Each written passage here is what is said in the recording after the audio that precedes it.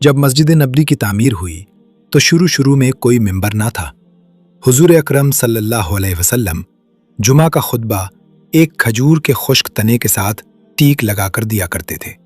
کچھ دن کے بعد صحابہ کرام رضی اللہ عنہم نے حضور اکرم صلی اللہ علیہ وسلم کے لیے 3 سیڑھیوں والا ایک ممبر تیار کر دیا۔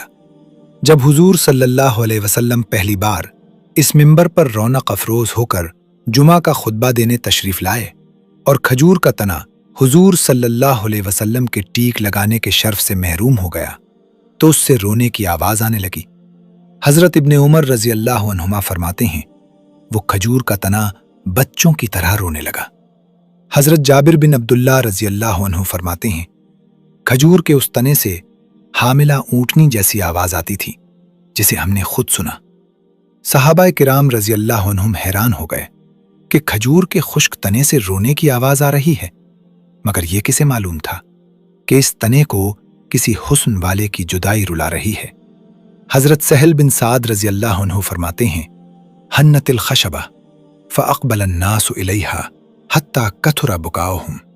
ترجمہ: جب وہ تنا رونے لگا تو لوگ اس کی طرف متوجہ ہو گئے، یہاں تک کہ صحابہ کرام بھی اس کے ساتھ رونے لگے۔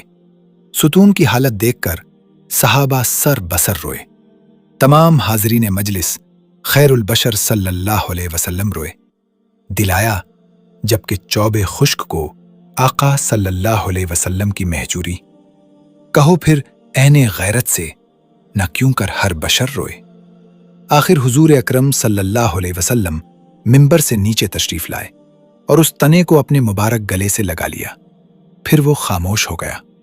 حضور صلی اللہ علیہ وسلم نے فرمایا اگر میں اسے تسلی نہ دیتا تو یہ لکڑی قیامت تک روتی رہتی۔